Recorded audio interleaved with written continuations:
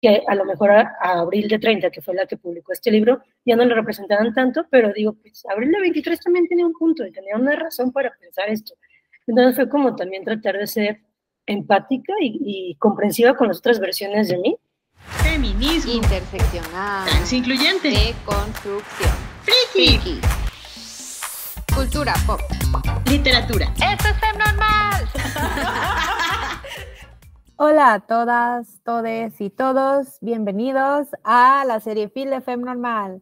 Yo soy Merce Garcés. Y yo soy Edna Montes. Esta entrevista tuvimos la oportunidad de platicar con Abril Romero, que aparte de ser una gran amiga del podcast, es ensayista y niña de los 90, como nosotras. Como ya les dijo Merce, Abril Romero es autora de Niñas de los 90, es creadora de contenido digital, ha colaborado en distintos medios digitales, agencias de publicidad y blogs, e impartido distintos cursos de redacción digital.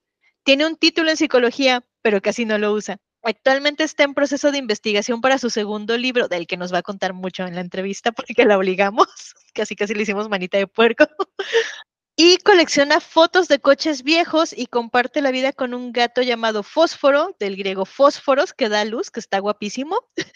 Y su más grande sueño es escribir una serie de adolescentes. En la descripción les vamos a dejar su Twitter, su Instagram y su blog para que puedan contactarla y leer todas las cosas maravillosas que hace y ver también esas fotos de autos viejos que les prometimos. Y sin tanto choro, pues las dejamos con la entrevista.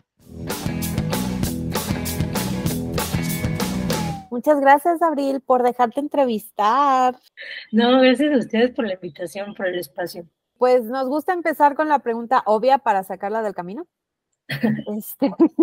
Abril Romero, ¿por qué decidiste escribir?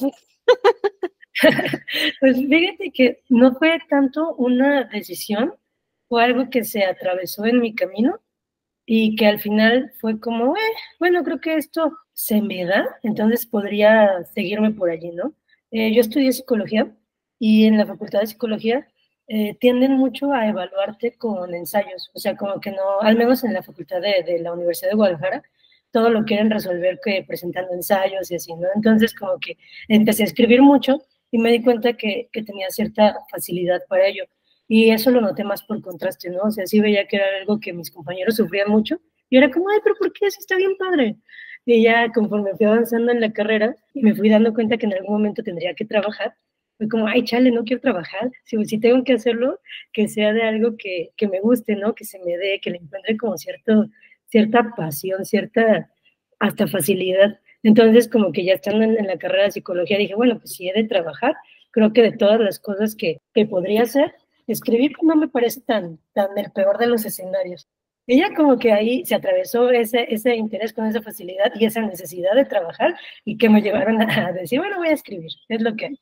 Digo, está muy padre escuchar tu respuesta porque siempre, aunque pareciera una pregunta obvia, como que todo el mundo tiene respuestas distintas, ¿no? Y es divertido eso. Y también, una de las cosas que me llama mucho la atención es esto que dices que en psicología las evalúan mucho con ensayos y que luego a ti te dio por justamente el ensayo y por tu blog.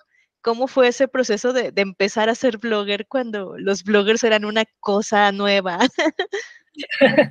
Sí, yo estaba, empecé con los blogs desde Blogspot, ¿no? Desde por allá del 2000, que será 2010 más o menos, por allá andaba.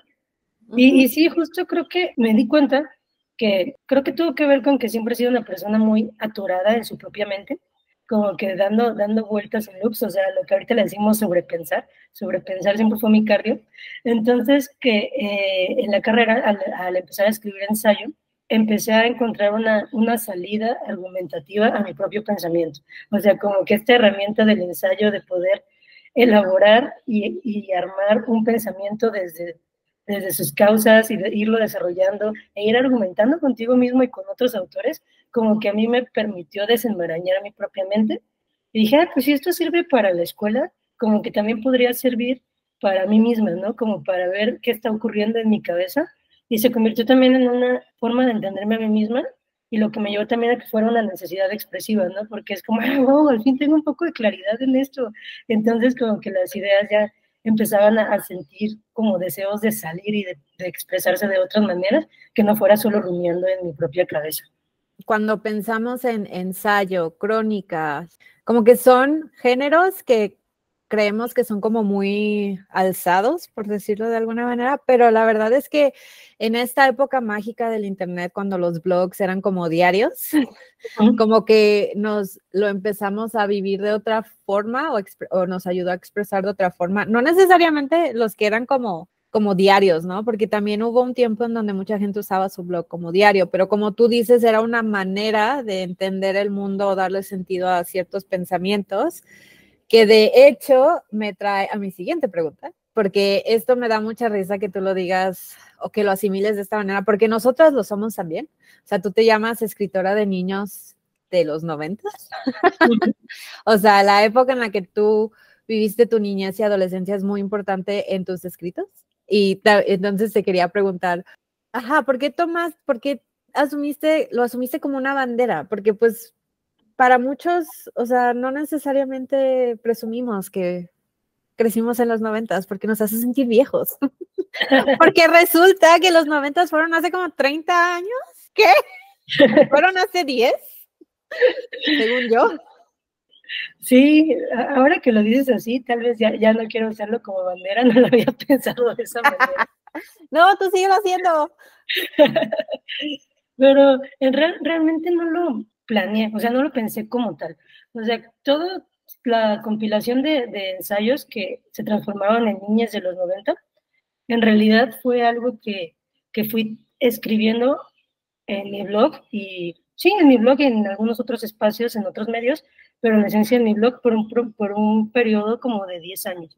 Entonces fui escribiendo cositas por aquí, por allá, y en el momento en el que me decidí a convertir todo esto en un solo libro y que empecé a editar y a curar mi propio trabajo, me di cuenta que el hilo conductor era ese, o sea, que el hilo conductor era el yo como persona que creció en esa década donde sucedieron eventos muy particulares, que a lo mejor no son más particulares que los que han sucedido en otro momento de la historia, pero lo fueron para mí porque yo los viví en el momento en que era una niña y mi percepción era diferente. Entonces como que me di cuenta que al final ese era el hilo conductor, no solo hacia mí, sino hacia también la gente que podría identificarse con lo que yo estaba planteando. Entonces sí, no fue tanto como que yo lo decidiera, al final creo que el libro lo decidió por sí solo, ¿no? Cuando dije, bueno, pues ¿de qué se trata esto? Yo pues creo que sí va de por ahí, o sea, lo que nos une en esta narrativa es que pues, fuimos niñas de esa década. Y además, Niños de los 90 tiene como un proceso muy particular ahora que nos cuentas que son como 10 años de ensayos que fuiste publicando y que al final encontraste el hilo conductor, que además, bueno, el ensayo es un género muy personal y claro que el hilo conductor puede ser tú y no hay nada de malo en eso, o sea, como tu evolución de pensamiento, porque el género se presta a eso, pero ¿cómo fue esta labor de editarte a ti misma, casi, ¿no? De ver tu evolución en esos 10 años escritos y decir, ok, ¿cómo los conjunto en un libro? ¿Qué dejo? ¿Qué quito? ¿Qué te dice eso de ti misma como autora, no? Ver toda esa evolución tan larga. Esencialmente lo que sentí fue cringe, o sea, fue mucho cringe de leer lo que había escrito al principio. De hecho, mi primer acercamiento al blog fue un blog que nunca voy a revelar cómo se llama, porque me encargué de matarlo de todos los espacios digitales, pero justo fue esa evolución, o sea, darme cuenta que mi primer intento de blog no me representaba ya, que parte de mi evolución era, digamos, darle vuelta a eso y empezar otra vez, ¿no? Entonces, como que ya de ahí fue soltar todo ese primer intento y ya retomar con lo que sobrevivió.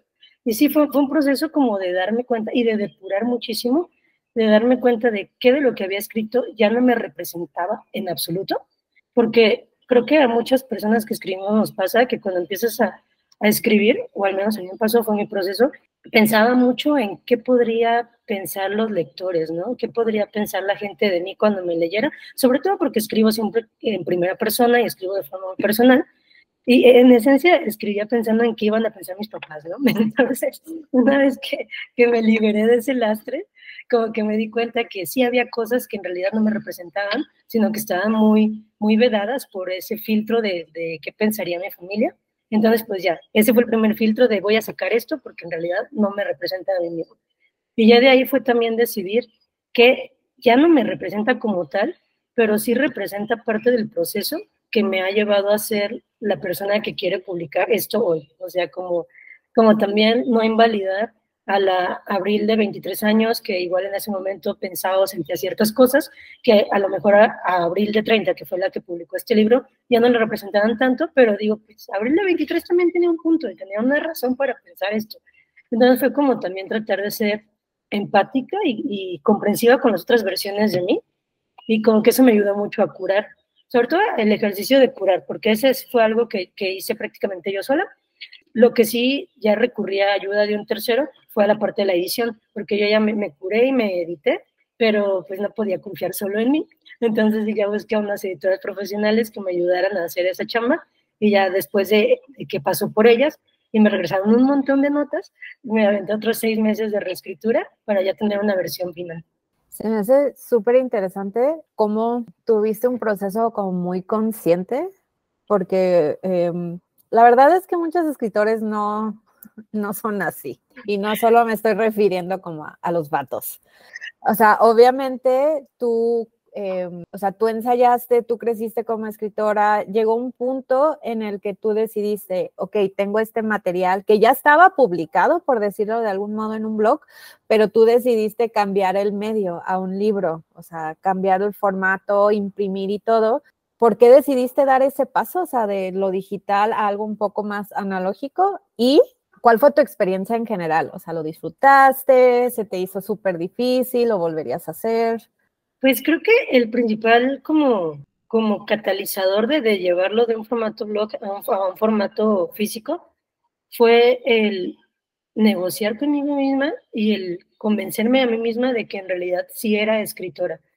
Porque lo que me sucedió es que al haber estudiado psicología, no me creían en muchos lados que yo podía escribir. O sea, como con qué licencia o con qué confianza me decía yo que era escritora, porque era algo que hacía, ¿no? Si no había otra forma de validarlo, ni que fuera yo hombre como para creer en mí misma nomás porque sí. Entonces como que fue un proceso muy largo de entender que en realidad sí escribía, aunque no tuviera una licencia que me lo dijera, ¿no? Y eso, de hecho, esta como búsqueda de espacios para poder escribir fue lo que me llevó a crear mi blog, porque pues antes de tener un blog personal, toqué un montón de puertas en muchos medios, en muchos espacios, buscando un lugar donde pudieran publicarme, cosa que no sucedió. Entonces llegó el momento en el que me enfadé un poco y dije, pues voy a hacer mi propio blog, y ya, de ahí quien quiera visitarme, pues está cool. Yo lo que quiero es que la gente me lea, aquí va a estar gratis, va a estar con mi nombre, y eso lo hice durante varios años, hasta que al final ya tuve como cierta audiencia que ya me visitaba mi blog porque quería escribir lo que yo escribía, ¿no? Entonces como que ya de ahí fue decir, bueno, no me nombraba escritora, me nombraba bloguera. Entonces fue como crearme este espacio digital y alimentarlo con los años, y ya decir, bueno, tengo un universo narrativo digital propio. Y entonces llegó el momento en que no sé, estaba tan allí y había crecido tanto que dije, ¿ahora qué hago con él? Y fue cuando dije, bueno, quizá ya sea momento de trasladarlo a otro lado. Y también empecé en este conflicto de, pero tengo que tocar puertas y tal, y lo volví a hacer. O sea, toqué muchas puertas, yo me he escrito a varios lados, a varias editoriales independientes, y al final ninguna puerta se abrió. Entonces, hubo un momento donde tuve este conflicto interno de decir, a lo mejor y nadie me quiere publicar porque no soy lo suficientemente buena, y en ese caso como que la publicación independiente me pareció una suerte de fracaso. Y después dije, pues no, o sea, a lo mejor y toca hacerlo como lo hice con mi blog, crear mi propio espacio, hacer mi propia edición, y eso me va a permitir también como justo tener cierto control sobre la obra. Y todo esto pues me llevó a cambiar también mi propio mindset de, pues es que sí eres escritora, o sea, y las escritoras publican libros, ¿no? Entonces fue como que de ahí me llevó a ese paso de decir soy bloguera, a decir también soy escritora.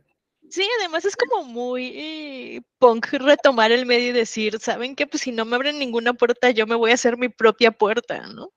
Que también creo que es una de estas cosas buenas de nuestra generación de crecidos en los 90s, que ya tenemos estos medios de decir, bueno, puedo yo tranquilamente autoeditarme, pero además ir derribando este mito, porque claro, antes existía esta idea de que si tú te autoeditabas era más o menos lo que tú decías, ¿no? Que a lo mejor era porque no eras tan bueno o nadie te quería publicar, pero en realidad tiene más que ver con que los espacios de repente ya están muy acartonados, muy tomados por cierto tipo de manifestaciones artísticas, y de repente tú dices, no, pues yo puedo hacer mi trabajo de calidad perfectamente, puedo buscar quién ilustre, quién me ayude a editar, hacer mi diseño de portada como a mí se me dé la gana sin que la editorial me diga, escoge entre A y B y los dos son horrendos.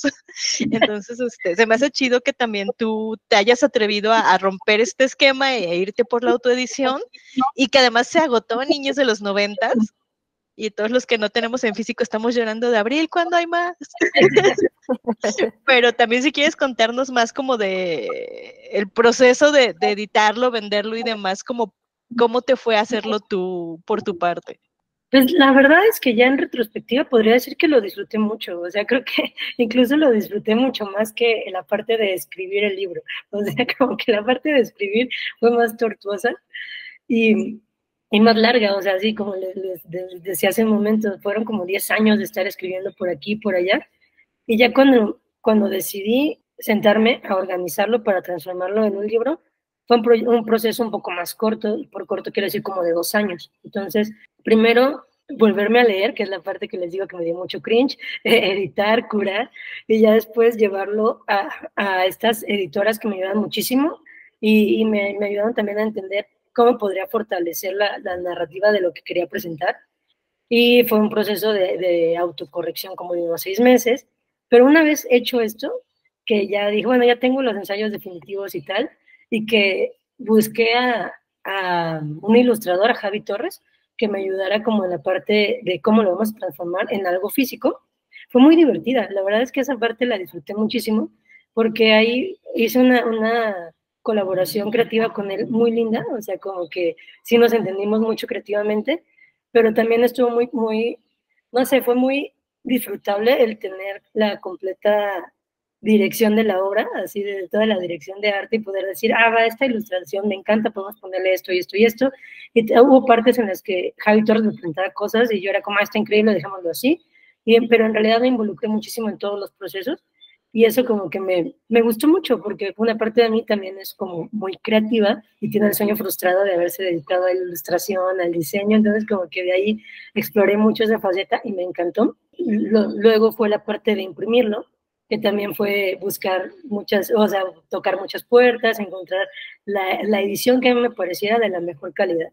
Y la verdad es que la gente fue muy amable conmigo en el proceso, donde lo imprimí fueron muy amables y como que hasta les dio, no sé, yo sentí mucha empatía, como gusto de su parte, que fue una edición independiente, y la verdad es que me dieron muy buen precio, me dieron muy buen trato, y como que esa parte también me motivó mucho, y como pensando en que yo quería hacer una obra muy propia, y como con una identidad y estilo muy característico, también me animé a hacer mercancía que fuera acompañada al libro, y por mercancía, o sea, no fue algo que vendí en individual, que más bien regalaban la compra del libro, ¿no? Entonces mandé a imprimir postales, mandé a imprimir stickers, fue irme a meter al centro a buscar impresiones, encontrar mejor calidad, o sea, y fueron cosas que en realidad fue muy cansado, pero disfruté mucho, como cuidar todos los detalles de eso. Mandé a hacer un sellito para cuando yo enviaba los libros, cada libro iba en un sobre que llevaba su sello original de Niños de los 90.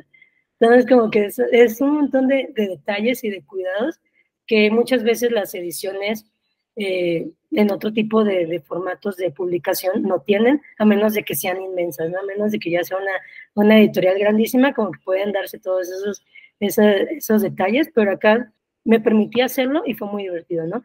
Y ya de ahí pues fue buscar los espacios de publicación y tal, y que creo que también, pese a que soy una persona introvertida, disfruté mucho las partes de las presentaciones del libro.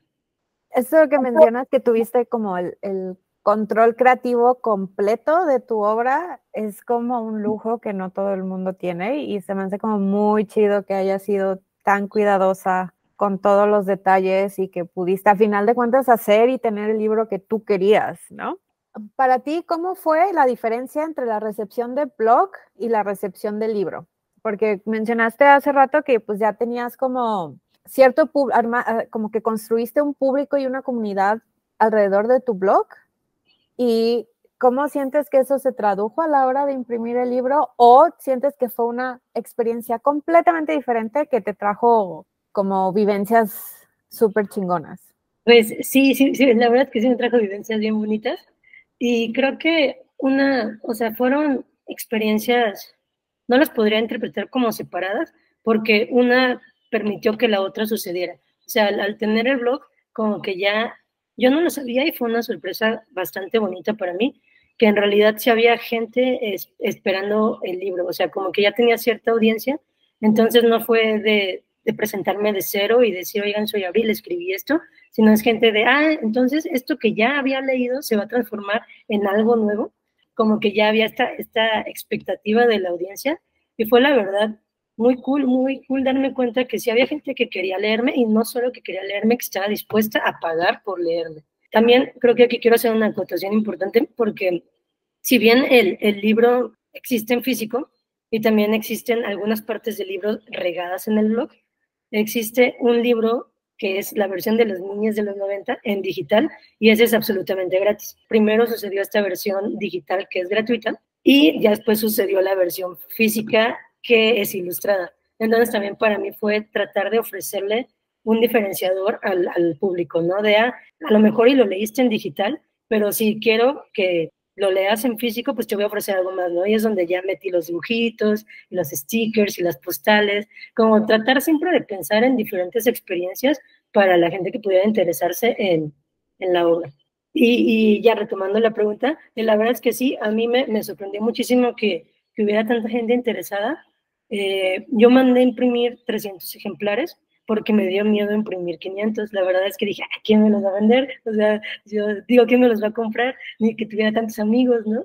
Pero ya sobre la marcha, que se me acabaron los 300, y la gente me sigue, a la fecha me sigue preguntando que cuándo, que si quedan ejemplares, tal. Digo, pues sí me hubiera animado a los 500, la verdad. Pero pues bueno, ya, en otra oportunidad, ¿cierto? Edna es una de esas personas. No, la verdad. Sí, yo confieso que soy una así de, ¿cuándo? ¿Cuándo, Abril? Sí, la verdad, ahí sí creo que fue un tema de confianza, de no me tuve la confianza, y ahora digo, sí lo hubiera logrado, yo creo. Pero independientemente de la confianza, o sea, a mí se me hace muy increíble, es que no sé qué palabra usar, pero se me hace como muy increíble de tu parte, o sea, tener un libro digital gratis, o sea, que a final de cuentas hace que la gente se acerque a tu trabajo más, todavía tienes el blog. Creo que te has diversificado bastante bien, Abril. Y creo que has sabido cómo mover tu libro, la verdad. Como que muchos le tenemos miedo a esto de, pues a final de cuentas es enfrentarte a eso que dices, ¿no? Igual y no te tenías la confianza, pero creo que es un reto y es no sé, es como una experiencia que no todos se animan a hacer, y creo que como que tenerle confianza a tu trabajo como para lanzarte y decir, no solo lo voy a imprimir, sino que se los voy a regalar. O sea, eso se hace muy chido. Sí, es que creo que la parte de hacerlo gratis también tuvo que ver con la esencia del proyecto, ¿no? O sea, en algún momento sí surgió como una necesidad expresiva, como unas ganas de compartirme con más personas. Entonces fue como, pues eso, o sea, que sea gratis, pues al contrario, va a apoyar esta idea que ya tenía de querer compartirme. Y ya si quiero llevarlo también a un espacio donde se pueda vender, pues hay que replantearlo diferente, ¿no?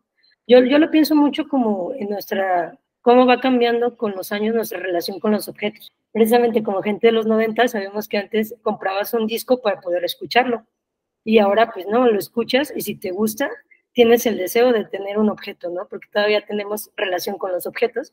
Entonces como que tienes que encontrarle el gusto a lo que estás consumiendo, por decirlo de alguna manera, para ya después querer tener un objeto que represente eso, ¿no? Entonces como que también lo pensé mucho, y por eso tuve especial cuidado en que fuera una edición bonita, porque quiero que sea un objeto bonito, o sea, algo que también te gustaría tener en tu casa. Sí, que a final de cuentas también esa es un poco la lógica del libro, ¿no? Hace ratito estaba viendo como un estudio de que cuando salió el Kindle todos creían que ya se iba a acabar el libro impreso para siempre, y ya van no sé cuántas generaciones de Kindle y no se ha acabado el libro impreso, porque a veces uno quiere tener el objeto, ¿no? Y yo soy de esas que a veces agarro un libro en digital así barato de, a ver, está bueno, ¿no? Y si me gusta mucho voy y me compro el impreso y lo subrayo. Y sí hay una dinámica particular de nuestra generación que vivió como lo último del mundo analógico más el mundo de super internet, a diferencia de las generaciones más jóvenes o de nuestros papás incluso, ¿no? Sí, que justo lo que dices, desarrolla cierto cariño por el objeto, y subrayar el libro y tenerlo en tus manitas y tenerlo en tu librero, como que ya le da un espacio en tu vida, no solo como en lo que consumes o lo que te entretienes, sino ya en tu vida física, en tu vida real. Esto me gusta hacérselos, esta pregunta me gusta hacérselas de repente a la gente, porque digo, o sea, tú trataste con textos como que escribiste hace más de 10 años, los curaste, los corregiste y todo. ¿Qué le dirías al Abril que estaba empezando a escribir? ¿Qué aprendiste tú? ¿Qué le dirías para que siga, no sé, para que o sea, qué consejo le darías a esa Abril? Fíjate que es una pregunta muy interesante porque justo tuve una conversación muy en ese tema con mi terapeuta hace un par de semanas, porque justo antes de esta invitación para hablar del libro, yo estaba como muy en crisis en cuestión creativa de, el libro salió hace un par de años y ya no he escrito nada, entonces si ya no estoy escribiendo, ¿con qué autoridad me llamo yo escritora, no? O sea, soy una escritora que no escribe, entonces como que empecé a tener esta sucesión de cuestionamientos y dije, no, lo que voy a hacer es hacer que Niños de los 90 no existió y ya voy a continuar con mi vida pensándolo como que fue un evento de mis 30 y ahí quedó y ya, ¿no? En el pasado, como borré mi primer blog y está sepultado, así va a quedar Niños de los 90. Y lo platiqué con mi psicóloga y sí me dijo pero ¿por qué le harías eso a tu yo de los 30? O sea, entiendo que tu yo ahorita de 34 esté en conflicto creativo, pero ¿por qué demeritas todo el trabajo, y no solo de ella, sino del que hiciste los últimos 10 años, ¿no? Ahora sí que con qué autoridad tú vas y le tiras el trabajo a las demás. Entonces, como que esto me dio una percepción más compasiva de mí misma y de mi trabajo. Y creo que lo que le diría a mi versión más joven es que sea paciente y disfrute del proceso. Porque al final, a los 20, sentía yo como una enorme urgencia de realizar cosas y sentía que se me estaba acabando el tiempo y que si no lograba algo rápido ya estaba fracasando. Y como que a los 30 ya no siento esa urgencia y de repente me cuestiono duramente de, pues no estás escribiendo, ¿qué estás haciendo de tu vida? Pero después digo, pero mi primer libro me tomó 10 años, o sea, seguro en 8 años al futuro ya tendré un segundo libro, y tal vez menos porque ya conozco un poco mejor el proceso.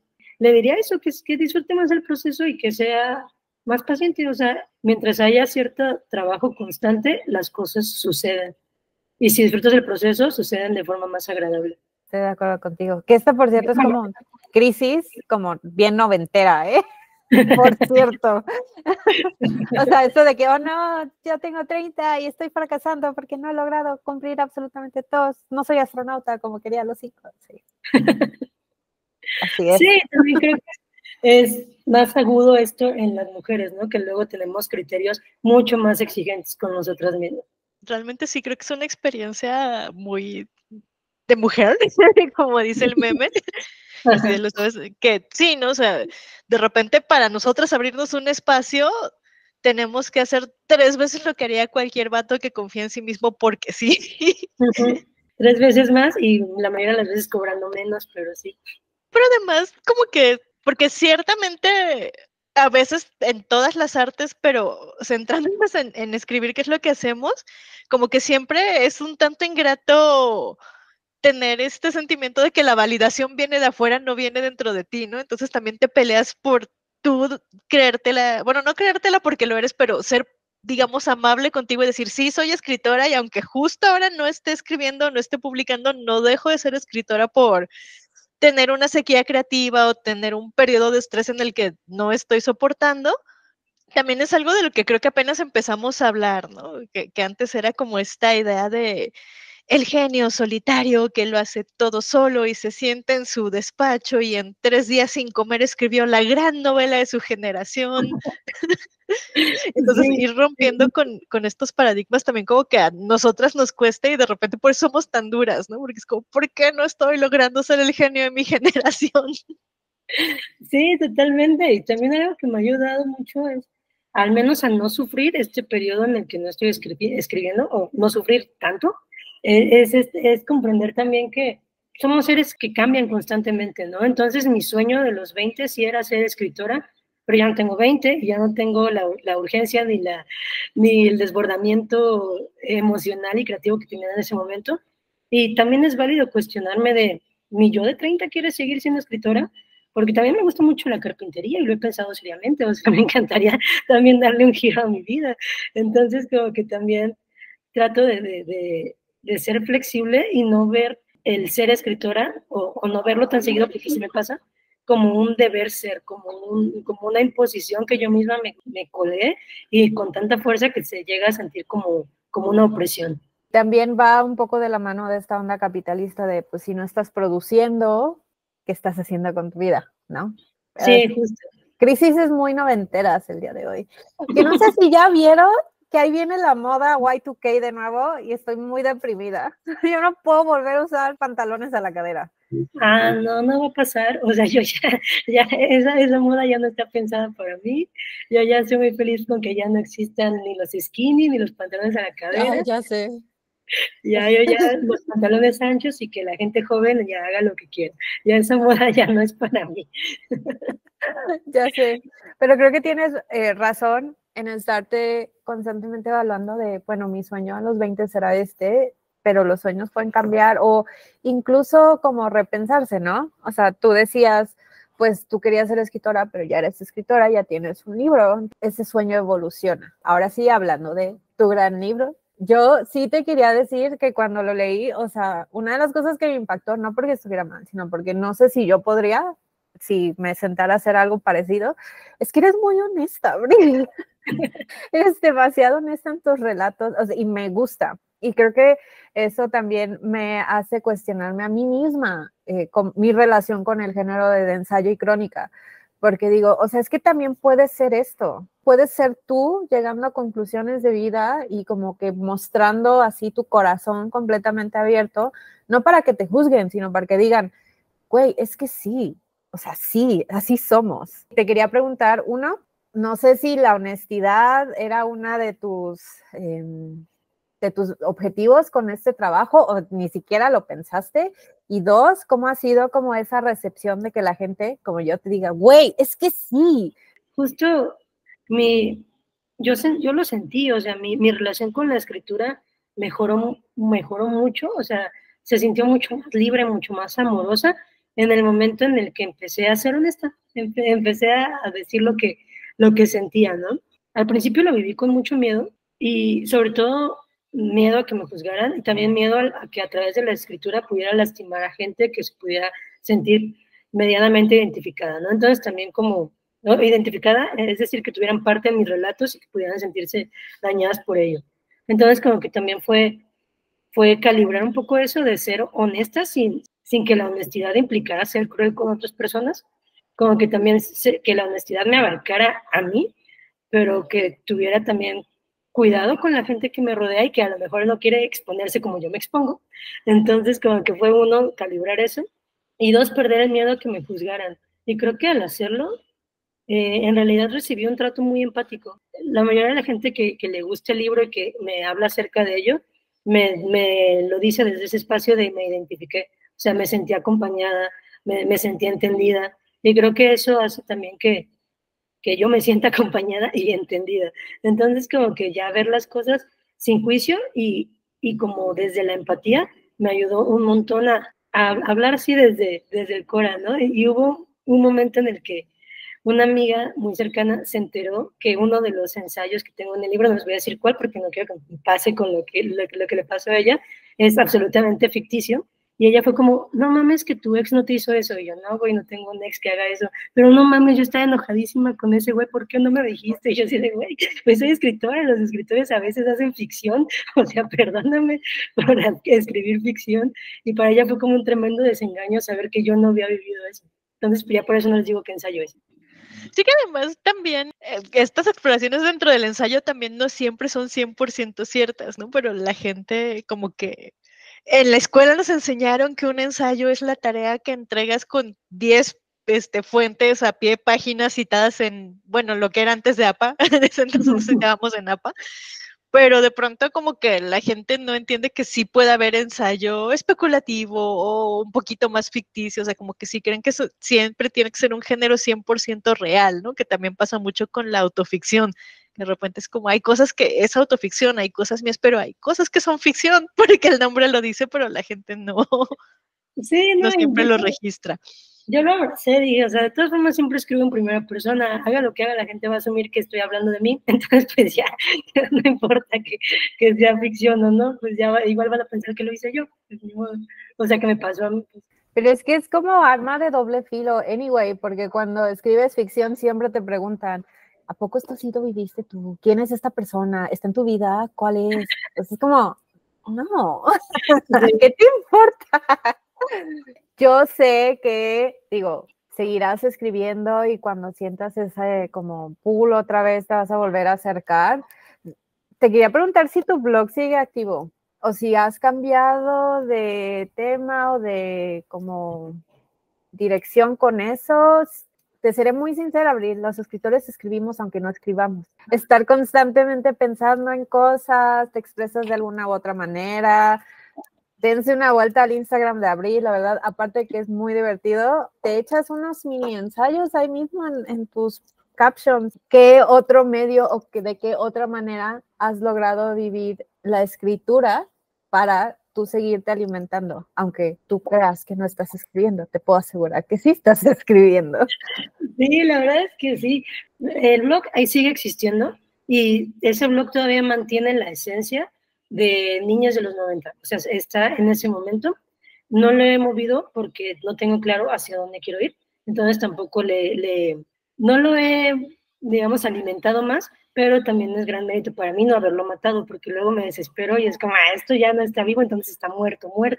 Pero no, creo que lo mantengo porque es la esencia del libro. Y hay cosas allí que todavía les tengo mucho cariño y que también me motivan a retomar la escritura en algún momento. Entonces, como que te preguntas si ese sigue existiendo, ahí anda todavía, hay muchos textos y pues todo lo que está allí es gratis, entonces pues si quieren visitarlo es abrilderomero.com.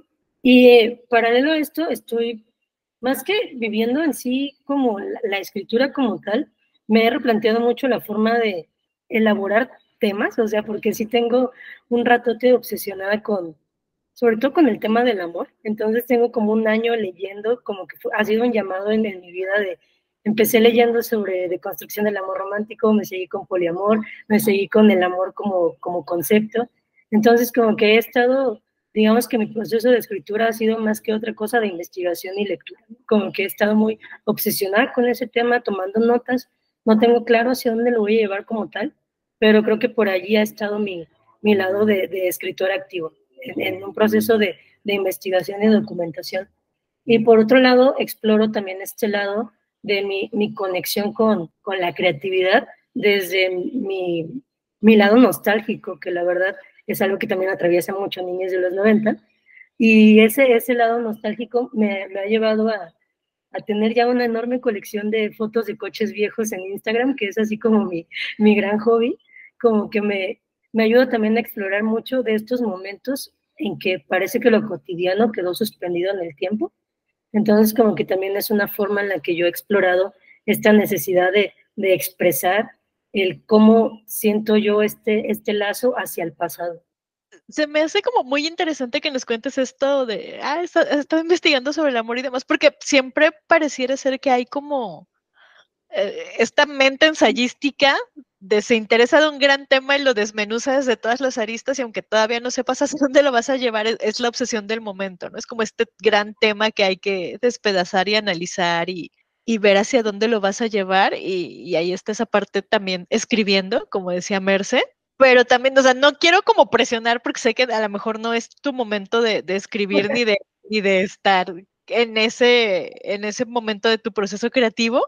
¿Has tenido como algunos asomos de qué te gustaría hacer con ese tema? ¿Todavía no? O si no nos quieres contar porque no lo quieres ventilar, todavía está bien. No, la verdad es que creo que sí estaría bueno contarlo porque me motivaría más a empezarlo ya, porque sí, ya tengo un rato investigando, tomando notas, y tal cual lo sentí como un llamado, o sea, empecé a interesarme en el tema, y un libro me llevó a otro y a otro y a otro. Justo lo empecé a sentir así de, aquí hay un tema que en lo personal me ha atravesado, yo creo que a todos, el amor romántico a todos nos ha atravesado, pero un día me desperté y dije, wow, o sea, he pasado la mitad de mi vida en relaciones, como que tuve mi crisis de la mediana edad, y dije, la mitad de mi vida he estado en relaciones románticas, y como, ¿por qué? ¿Para qué? Entonces, como que de allí, esta sensación de saberme en una década específica, como fue con Niños de los 90, que me llevó a elaborar todo eso, me está pasando ahorita con el amor, o sea, esta sensación de saber que mi vida ha estado atravesada de todas las formas posibles por el amor romántico, como que también me ha marcado una directriz de qué quiero hacer con esto. Y justo todo se dio porque he estado pasando por un largo periodo de soltería en el que dije, no estoy viviendo el amor romántico, lo voy a investigar, o sea, ya lo viví de todas las formas prácticas, ahora quiero revisarlo de forma teórica, ¿no? Entonces, de ahí me llevó un tren de pensamiento de decir, bueno, es que el amor romántico implica esto y esto y esto, pero el amor, en verdad, ¿qué implica? O sea, ¿qué es el amor, no? ¿Cómo podríamos esperar que nos amen de cierta manera si ni siquiera sabemos qué es el amor? O sea, si ni siquiera sabemos amar, si a lo mejor y nuestros padres tampoco supieron amar y todos estamos haciendo lo mejor que podemos con lo que entendemos que es el amor, ¿no? Entonces, como que ahí ya me llevó a deshebrar la idea del amor en todas las formas, que es ahorita lo que me trae revoloteando en la cabeza. Y es más o menos de lo que quiero explorar en este segundo libro. Que mira, es un tema que no, o sea, te va a dar como para 1000 cosas y nunca se va a terminar. O sea, bueno, lo que a mí me emociona de estarte escuchando es cuál va a ser tu postura, tu input, tu manera de expresarlo, compartir tu experiencia. Creo que a final de cuentas tienes una voz y un estilo ya como súper bien definido, que, o sea, yo sí quisiese poder leer algún día este libro de Abril Romero, Me enseña del amor. Porque sí se vería muy interesante, la verdad. ¿Te gustaría o tu objetivo es seguir en este mundo de la autopublicación o si quieres seguir tocando puertas? Porque aquí estamos muy conscientes del estado del mundo editorial y pues también hemos tenido fracasos y pues una que otra victoria, pero pues obviamente sabemos lo difícil que es forjarte estos espacios. O sea, si es algo que tú estás buscando o seguirías buscando o te sientes cómoda en la autopublicación, que creo que no le damos el mérito y el lugar que deberíamos, porque la verdad es que es una muy buena opción para que haya una diversidad de voces en nuestros libreros. Sí, la verdad es que yo me tardé en entenderlo, me tardé en quitarle como este gran peso a tener una editorial y empezar a valorar mi trabajo a partir de sí mismo y no de una validación de un grupo editorial. Y entonces, como ya teniendo eso claro, la verdad es que ya no sueño, ya no ambiciono, ya no tengo este anhelo de estar publicada en una editorial, ni de estar en librerías, ni nada. O sea, la verdad es que me la pasé tan bien con la autopublicación que digo, súper, sí lo volvería a hacer, y más ahorita con la tranquilidad de que ya sé cómo es y de que ya sé qué podría hacer para incluso hacerlo mejor, ¿no? Mi intención es no reimprimir Niños de los 90 hasta que tenga otro libro, ¿no? Como para que esta primera edición sea como bastante especial para quienes la obtuvieron, que sea así como algo, pues ya casi como un objeto de colección, o sea, que sea algo como que pasó en el momento y quien alcanzó, ¿no? Y ya como que me gusta mantenerlo así en ese espacio. También porque no quisiera reimprimirlo y justo yo estancarme creativamente en Niños de los 90, ¿no? Como que sí me gustaría explorar otros espacios antes de volverlo a imprimir. Sí, que además, ahora que Mercedes decía esto de la autoedición como forma de tener más diversidad en la literatura y tener otros espacios, otras voces, también creo que en general para nuestra generación es como, sobre todo para quienes hacen ensayo y son mujeres que hacen ensayo, es como una gran época para vivir, porque si bien es cierto que siempre ha habido mujeres ensayistas, de repente hubo muchas décadas en las que el canon y los señores las hicieron de lado y ahora ya tenemos todas estas voces que nos hablan de la experiencia de la mitad del mundo que existe y que durante tanto tiempo también fue silenciada, ¿no? No porque tú tengas que tomar la antorcha de todas ni ser ejemplo de nada, pero se me hace muy muy gratificante que existan estos espacios, ¿no? Y que existan voces como la tuya y que sepamos que están ahí, ¿no? Que están haciendo su trabajo y que las podemos leer y que era esto que decías de niños de los 90, así de, ay, me siento identificada. O sea, hay alguien que está ensayando sus experiencias de vida, pero que a la vez también pueden ser mis experiencias de vida, ¿no? Sí, eso es lo que ha hecho también mucho más rica esta experiencia, ¿no? Creo que quizá autopublicarme en otro momento de la historia no hubiera sido como fue ahorita, pero ahorita además de que hay gente como yo buscando sus propios espacios, hay gente como ustedes, ¿no? Dispuesta a escucharnos, a leernos, a darnos más espacio para que otras personas quieran acercarse a nuestro trabajo. Y en general hay personas muy dispuestas a leer y escuchar mujeres, ¿no? Y entonces creo que es un gran momento de la historia para animarnos a hacer esto. ¿Cómo te has sentido tú o cómo has vivido esta onda de como la comunidad de escritoras o has logrado forjar un grupo de escritores? Porque, bueno, muchas como participamos en talleres y ese tipo de cosas, como que encontramos a nuestra gente, por decirlo de algún modo, ¿no? No sé, ¿cómo te ha tocado vivirlo desde no solo la autopublicación, sino como el ensayo?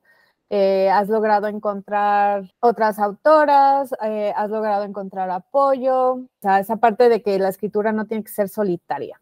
Creo que es algo que no he explorado y también creo que eso influyó en que considerara el camino de la autopublicación. En general creo que sí lo suelo pensar en solitario. O sea, sí tengo amigas que escriben y conozco gente que están en este espacio como de la difusión de la lectura y que luego me invitan a clubs y así, pero en realidad no siento pertenecer a una comunidad y tampoco yo creo haber hecho mucho para que eso sucediera. O sea, creo que entre que mi naturaleza es medio introvertida y luego como que sentí que en algún momento que era como un tanto mandatorio tener que buscar esos espacios para ser publicada, como que yo creo que por Aries dije, ay, no, sí, por mi propia naturaleza Aries y a mí nadie me dice qué hacer, dije, ay, no, ya, ¿qué necesidad de andar buscando comunidad y de tocar puertas y tal? Ya lo voy a hacer a mi forma. Pero sí creo que es algo que me gustaría explorar, porque como dices, no tendría por qué ser un proceso en solitario. Y sí tengo amigas que lo hacen y tal, pero yo como tal no me siento integrada en una comunidad y no creo que sea porque la comunidad no me haya aceptado, sino porque yo ni me acerqué. O sea, es como que solo no lo intenté. Y sí he recibido apoyo y me han echado la mano muchas amigas escritoras y en muchos espacios me han dado la bienvenida, pero yo como tal no me he integrado en una comunidad y ahora me has hecho replantearme muchas cosas, Merce. Hablando desde mi experiencia, o sea, esta onda de asumirte como escritora y creértela, o sea, yo he encontrado como esa confianza dentro de estos grupos, ¿no? Que te estén diciendo, no, es que sí escribes, es que sí lo haces, o sea, como ese apoyo moral, como que para mí ha sido muy importante y se lo deseo a todas, la verdad. Como que estás rompiendo un mito porque dentro de este mundo editorial, o sea, como que siempre nos quieren hacer creer que las cosas se hacen de alguna manera, ¿no? De que te tienes que ganar un premio, tienes que publicar tantos cuentos en tantas revistas, tienes que conocer a fulano X, y no es cierto. Creo que una de las cosas que admiro de ti es que lo has hecho muy a tu manera y como has querido y has salido, y tiene la misma validez que si fuera un libro de una editorial convencional o comercial, por decirlo de algún modo. Y creo que eso también es muy importante de celebrar.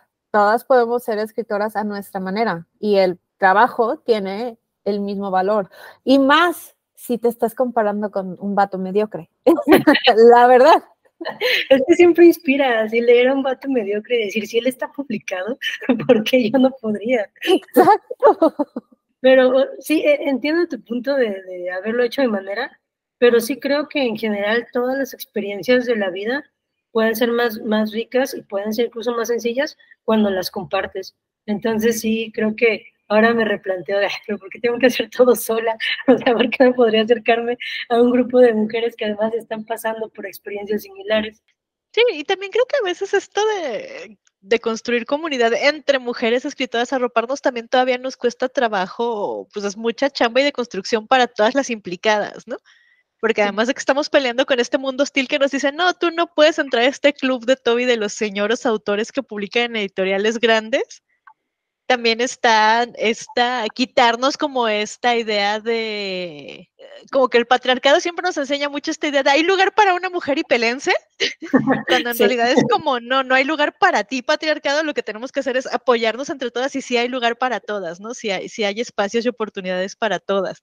Entonces también sí entiendo que de repente es una lucha acercarte a una comunidad y decir, ay, sí, ahorita suena todo bien bonito y bien utópico de cuando encuentras tu comunidad, pero en el Inter también te llevas unos quemones de a lo mejor este no era el lugar indicado, ¿no? Sí, justo, y la verdad es que sí, luego para mí que por una parte me cuesta mucho asumirme como escritora y que por otra soy introvertida, sí es difícil como buscar tocar una puerta, aunque sea una puerta que se ve segura, ¿no? Como es esta de comunidad de mujeres escritoras. Pues aquí vamos forjando nuestra comunidad, Abril. Tenemos una pregunta para que vayas pensando en tus respuestas. Así, primero te lo explico.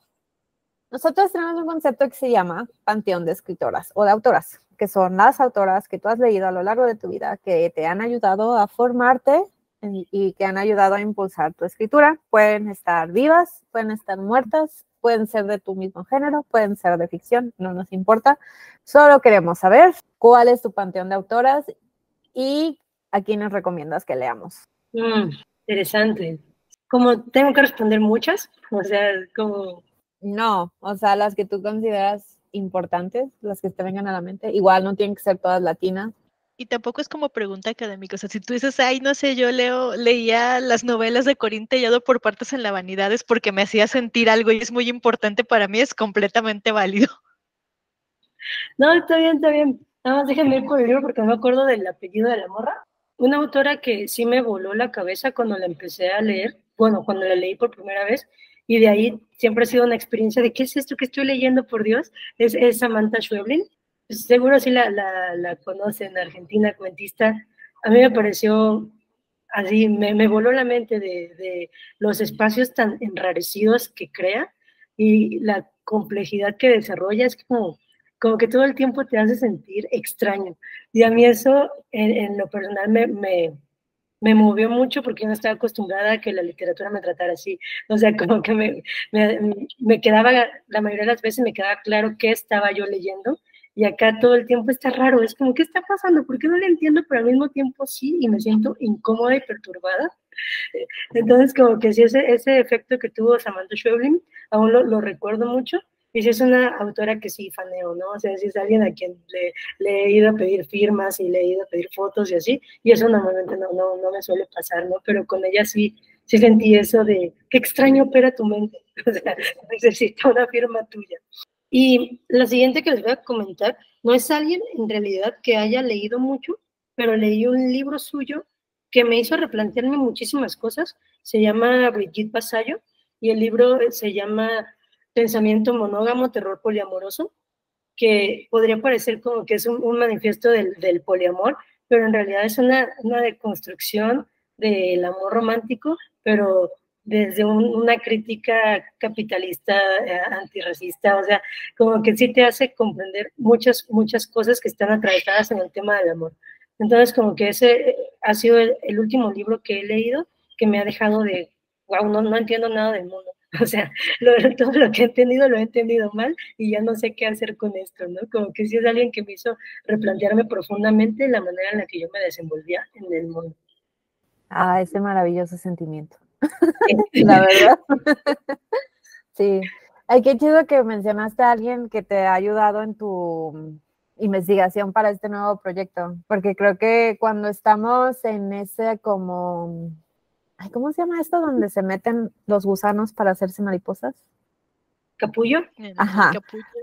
Es que yo digo que cuando empezamos como a obsesionarnos con un tema, los que somos creativos, es que estamos como que creando como un capullo creativo a nuestro alrededor y como que lo empezamos a permear hasta que estemos listos para salir y sacar lo necesario. Y creo que estás como en ese proceso de hacer tu capullo con mitos del amor romántico. Siento que en ese proceso del capullo es cuando se nos dan unas revelaciones bien cabronas que empiezan como a cambiarnos. Y, o sea, sí, se me hace chido que te hayas lanzado por el tema del amor, Abril. Sí. Te digo, va a estar interesante ver qué creas con eso. A mí me intimida un poco porque es prácticamente algo de lo que en apariencia se ha dicho todo, ¿no? Entonces, como que ahí es es la parte que me resulta intimidatoria, porque ¿qué se podría decir que no se haya dicho? Pero también estoy muy consciente de que tengo una sensibilidad, un estudio propio y un interés muy particular en esto, que creo que podría llevarme a una visión pues más mía de cómo exponer este tema. Sí, pues tarde el tiempo que tarde ya estaremos ansiosas por leerlo. Dios mediante, sí, yo la verdad tengo la esperanza puesta en eso, y sí es algo que no quiero soltar, o sea, sí es algo que ahí, sobre todo porque va a sonar muy New Age, muy Pachamame, pero sí lo he sentido como un llamado, ¿no? O sea, de verdad una necesidad de saber más del tema. Ay, muchas gracias, Abril, por dejarte molestar por nosotras. O sea, que sí hemos visto el proyecto de Niños de los 90 como en diferentes facetas, y verlo en libros y recibir las invitaciones a tu presentación fue muy chido ver cómo creció ese proyecto, y ver que sigues aquí en la trinchera de la escritura con nosotras ha sido como muy, muy cool. De verdad esperamos con ansias leer. O sea, no te estamos presionando, pero así. Pero ya no tiene que presionarme, porque yo no. Aquí no existe presión, nada más te estamos empujando un poquito. Sí, respetuosamente, como en el metro, en la hora llena. No, respetuosamente como tus fans. Ay, sí. Pues, muchas gracias por venirnos a visitar un rato. No, muchas gracias a ustedes por invitarme, porque la verdad es que sí me motiva a seguir escribiendo, ¿no? O sea, yo sé que la validación no debería venir de un exterior, pero el saber que ustedes me consideran escritora, me quieren dar un espacio, les gustó mi obra, también para mí es como, pues puede que sí sea escritora, puede que sí sea lo mío seguir escribiendo. Entonces, como que también ahí se siente un apapacho a mí y a mi trabajo. Pues muchísimas gracias a Abril por acompañarnos en el podcast. Una de las razones por la que queríamos entrevistarla, es porque su trayectoria como escritora no es, entre comillas, convencional. Creo que una de las cosas que queríamos con esta serie Feel es mostrar las diferentes vertientes que tiene el mundo editorial, y la autopublicación es una de ellas que es igual de válida. Y creemos que, bueno, para empezar, Abril es súper honesta, como escucharon. Creo que a final de cuentas, el asumirse como escritoras, como sucede con todas nosotras, no es algo que nos tomamos muy a la ligera, y queremos también celebrar a todas aquellas que han forjado su camino a su manera y que han logrado crear sus espacios. Sí, el hecho de que no siempre tengamos como la validación de los medios tradicionales no significa que seamos menos serias en nuestra escritura o que tengamos cosas menos importantes que decir. Entonces, pues nada, estamos muy agradecidas con Abril por dejarnos asomarnos un poquito a todo su quehacer como autora. Y recuerden que toda la serie Feel la pueden encontrar en nuestra página, es femnormal.com, en todas las plataformas. Recuerden que pueden donarnos un café si les parece. Estamos muy agradecidos con todas las personas que han donado al proyecto. Pues nos escuchamos para la próxima. Bye. Fem Normal es un podcast producido por Edna Montes y Marza Garcés. Encuéntranos en Facebook e Instagram como Fem Normal y en YouTube como Fem Normal Podcast. Nos encantará saber de ti. Si quieres apoyarnos para seguir produciendo este podcast, puedes invitarnos a un café. Busca el link en la descripción del podcast.